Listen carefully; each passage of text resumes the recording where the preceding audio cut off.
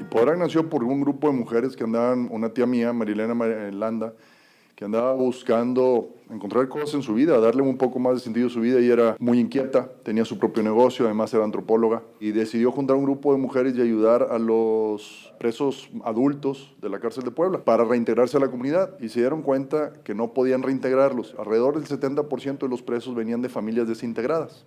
Desde sus inicios parte de un deseo, ¿no? De un deseo de querer hacer algo por chavos en situaciones vulnerables. Cuando se inicia esta acción, se inicia desde la pasión, se inicia desde el deseo de justicia, de equidad para estos niños. El Hipodrak siempre nació con la idea de que pudiera ser autosustentable. Por eso también fue que se hizo en el campo, buscando estar cerca de una ciudad pequeña como es Atlixco y una ciudad grande que es Puebla, que pudiera dar todos los servicios. Hace tiempo hubo gente que decía, oye, el trabajo es un medio digno de crecimiento. Entonces vamos a trabajar. Tenemos un terreno de 9 hectáreas. En 9 hectáreas hay mucho que hacer, ¿no? Y hay formas de producir incluso hortalizas, criar animales, en fin, todo eso.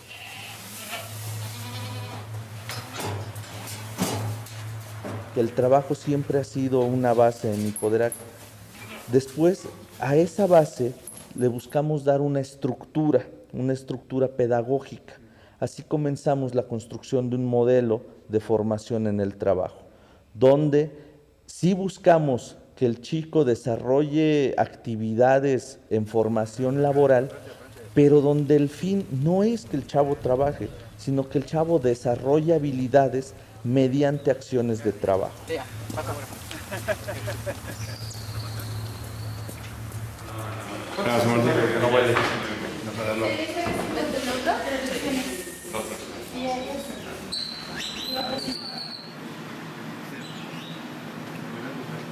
Bueno, se tuvieron muchísimos negocios en el Hipodrak. Se tuvieron aguacates, conejos, codornices, panadería, tortillería.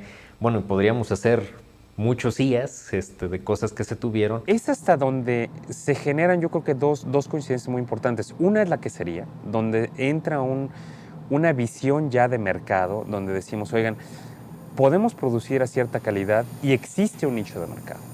Entonces se empieza a pensar en ese instante ya como empresa y no como sociedad civil. Cuando se hizo el negocio de los quesos, cuando mi tía empezó con las cabras, era deliberado entrar. Mi tía nunca pensó en el quesito de cabra de 1,5 litros vendido en el mercado general.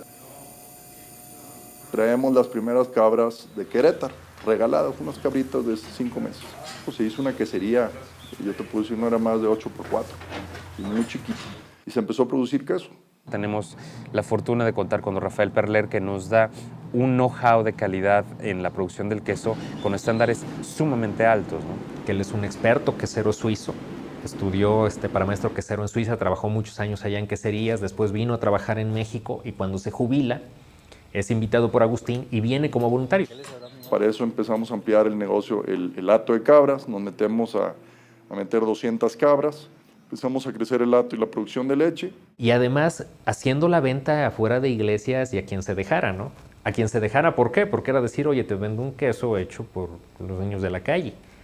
Y entonces pues las personas decían, híjole, pues bueno, no, pues sí te lo compro, quién sabe si me lo como, ¿no?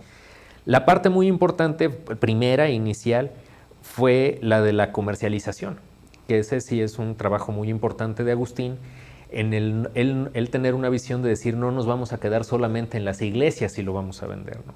Vamos a hacer un muy buen queso y vamos a sacar cierto tipo de productos.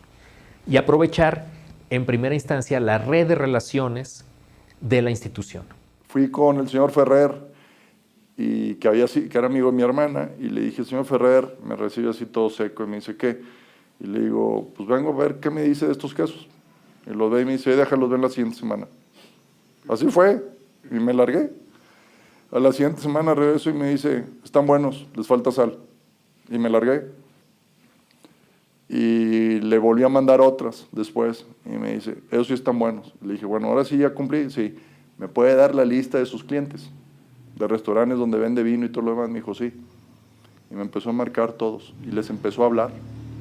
Y decir, aquí hay unos quesos de un orfanato, de una casa de niños que valen la pena. Y empecé así. Y la primera intención obviamente era decir, nosotros somos quienes surtimos a los restaurantes. Hasta que llega un momento, no está siendo eficiente este movimiento. Tenemos que buscar la manera correcta de comercializar ya el producto, ¿no? Lo que se hace es que la institución crea junto con esa empresa una comercializadora que se llama Comercializadora Villa Nolasco S.A.D.C.V. Esta comercializadora existe para servir a la Ciudad de México, las zonas de Condesa, Polanco, la Ciudad de México, hoteles y restaurantes. Con la apertura de México a las importaciones, a un mercado más abierto que empezó Miguel de la Madrid, se empezó a recibir queso francés en México. Y el hecho de que entrara queso francés nos ayudó muchísimo porque la gente empezó a comprar queso, empezó a generar un negocio. Y eso de repente nosotros éramos de los pocos que existíamos en México. Entonces nos empezaron a llamar, oye, tienes queso, y empezó el mercado a pedirnos más queso y más queso. En la devaluación del 94, igual, me dicen, te compro todo. Entonces fue donde dijimos, nos tenemos que ir de la quesería chiquita a una quesería más grande. Y duplicamos producción en el 95, duplicamos producción en el 96 y duplicamos producción en el 97. Sin embargo, las curvas de producción de leche van contrarias a las curvas de demanda de queso. Entonces empezó a exigir que el área de cabras se empezara a desarrollar más y además empezar a buscar proveedores para surtir la demanda de leche que Hipoderac no podía tener. Conseguimos una productora de leche de vaca que la hace pastoreo y empezamos a crecer los quesos, empezamos a meter diferentes variedades porque era muy sencillo llegar con quesos de cabra que ya tenía una demanda, ya tenía un mercado, pero también pues con los mismos meter el queso de vaca. No puede ser congruente para la institución desarrollar áreas productivas muy buenas sin que las áreas educativas estén a la par. La parte educativa siempre estuvo inmersa, que eso es una parte, a mí cuando me preguntan, es que ¿cómo creas un negocio en una organización? Pues no, es que ve tu estrategia. ¿Cuál es de verdad tu estrategia al final? Al final la nuestra era niños autosustentables que pudieran vivir por sí solos y que tuvieran una buena actitud al trabajo.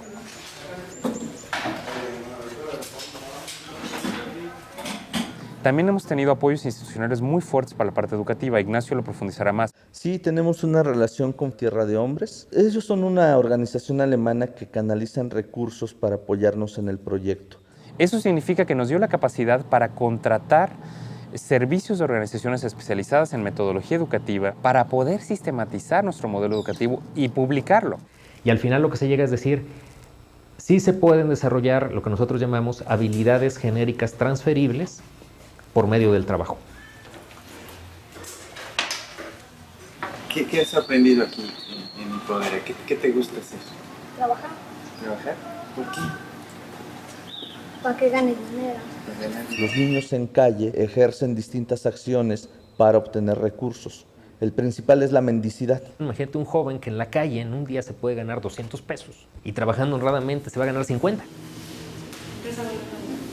¿Qué valor le tiene que dar al trabajo y a su esfuerzo y a lo que él hace y al orgullo para decir vale más el dinero honrado que el dinero que puedo ganar de manera fácil?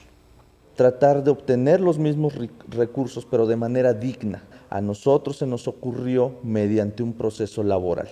Que es que el muchacho tiene que presentarte en una hora, tiene que checar tarjeta, porque al fin y al cabo cuando vaya a una empresa lo va a hacer, tiene que aprender los horarios, tiene que saber su trabajo, cómo se hace. No es tanto aprender a hacer un trabajo en específico, sino tener una actitud positiva al trabajo. Aquí en Hipoderac he aprendido a convivir y a saber que, pues, si no tienes otra oportunidad allá afuera, aquí sí te brindan el apoyo que necesitas. A partir de eso, también viene un cuestionamiento para nosotros como organización. Ese cuestionamiento es, oye, si nosotros queremos enseñarle a los niños a que dignamente generen sus propios recursos, nosotros como institución tenemos que hacer lo mismo. La palabra convence, pero el ejemplo arrastra. El líder tiene que mandar a los demás. Eso no es lo que hace un líder nomás. No, Ramiro. también trabajar y poner el ejemplo. Decir, oye, yo viví en la calle en una cloaca de la Ciudad de México y de pronto hago un queso que se fue a competir a una olimpiada suiza y ganó una medalla.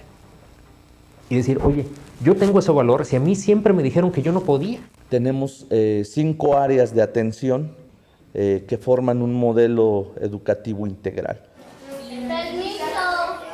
Hogares, donde su función es tomar la casa como eje referencial del chavo y donde vas a aprender cuestiones de estructura, de convivencia.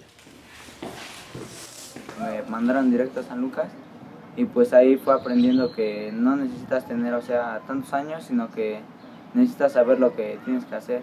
Formación en el trabajo, que como lo expliqué, el punto no es que el chico trabaje, sino que mediante acciones laborales desarrolle habilidades. ¿Qué es lo que tú haces dentro de lo del jabón? Lo limpio. Tenemos la formación académica también, que es importantísima para nosotros.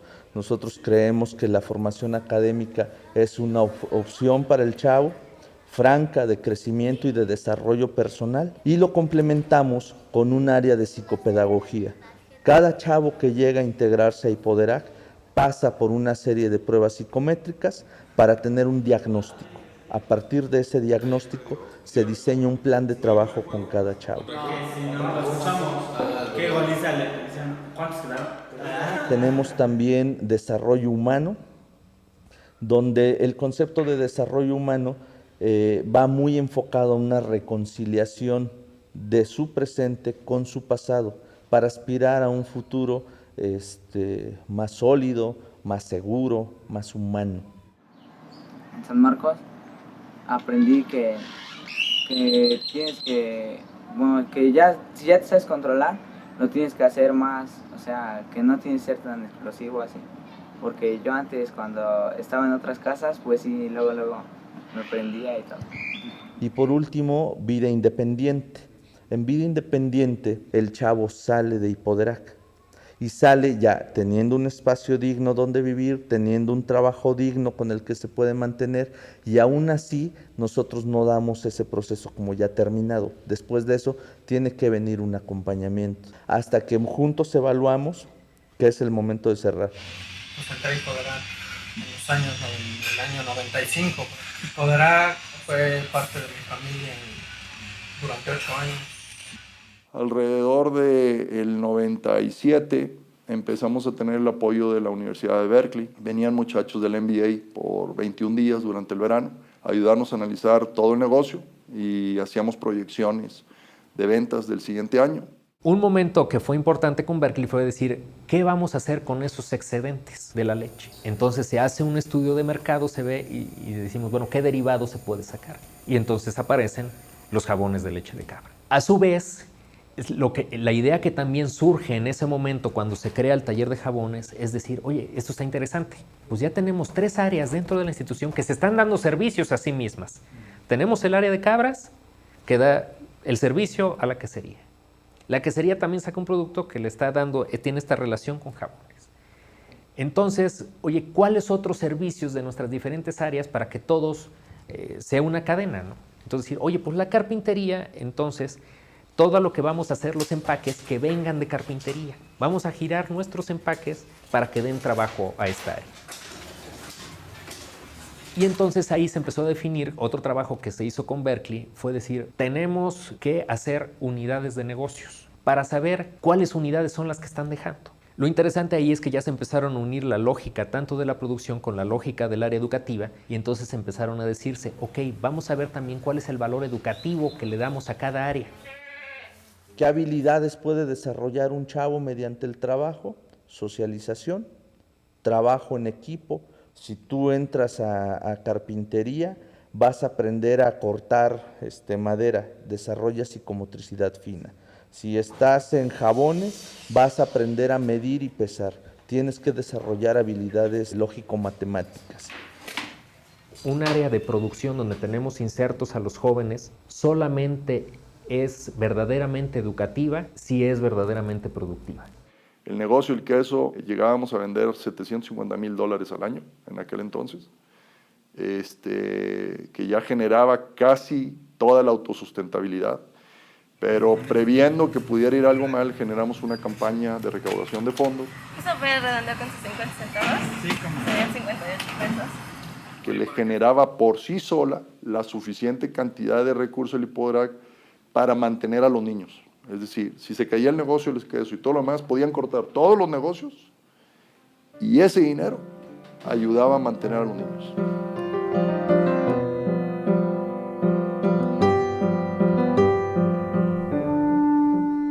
Ante la presencia de un nuevo virus de la influenza.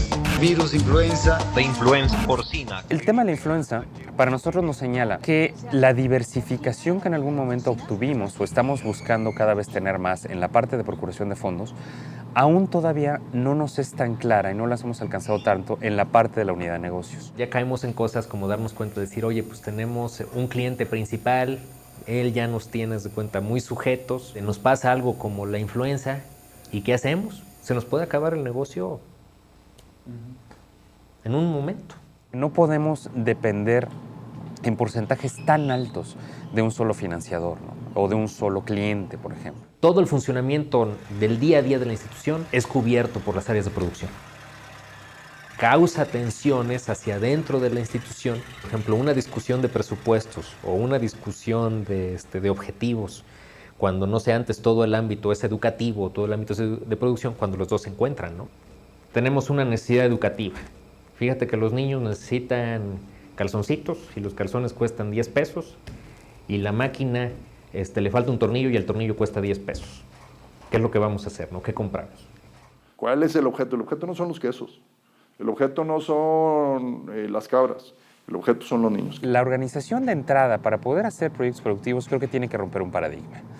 Nuestra misión sigue siendo la atención y el desarrollo de niños que estuvieron en situación vulnerable, en situación de abandono, calle, eso sigue siendo. Pero se le adiciona la parte autosustentable. Estás en un programa complejo, ¿no? Educativo, mézclalo con productivo, que ya por sí tienen sus merequetengues, y luego súmalo lo comercial también. Lo que nosotros definimos es, somos una organización civil con un proyecto educativo que a la vez es dueña de una empresa con vocación social.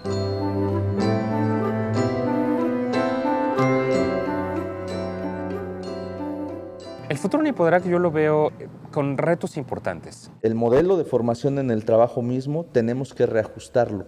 Muchas de las cosas que hacíamos hace tiempo actualmente ya están rebasadas afortunadamente. Ya tenemos esos logros bastante sólidos. Entonces necesitamos nuevos retos, necesitamos renovarlos.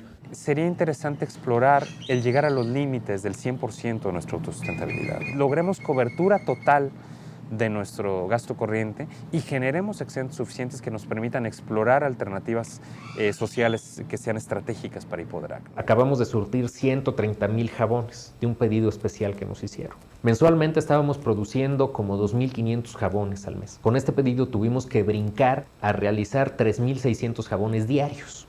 Evidentemente tenemos que llevar a la misma calidad las demás unidades de negocio que estamos generando, ¿no? Nuestros jabones, bueno, fue una experiencia muy exitosa, pero ¿qué sería lo ideal? Sería que no se quedaran en eso. En algunos meses vamos a tener una carpintería a la altura de una carpintería totalmente profesional con equipo de última generación que nos permitiría verdaderamente explorar otro nicho de mercado más. Se ha hablado de en algún momento tener una casa de transición a la vida independiente. Se ha hablado de tener una séptima casa, tenemos actualmente 6, tener una séptima casa acá. O sea, el hacer quesos, el hacer jabones, el conseguir donantes son medios, son herramientas, instrumentos que van a servir a un fin social, que tiene nombre y apellido, ¿no? Al fin del día. Sí, claro que sí. Yo creo que mi vida hubiera sido un desastre. Hubiera, no sé, terminado en otro lugar, diferente al Hipodrak, no sé, en la calle, la cárcel, no sé. Pues quisiera yo darle las gracias a Hipodrak por haberme sacado adelante y por esa beca que me brindaron también. O sea, que sin eso no hubiera yo salido adelante, ¿no? Con mi vida.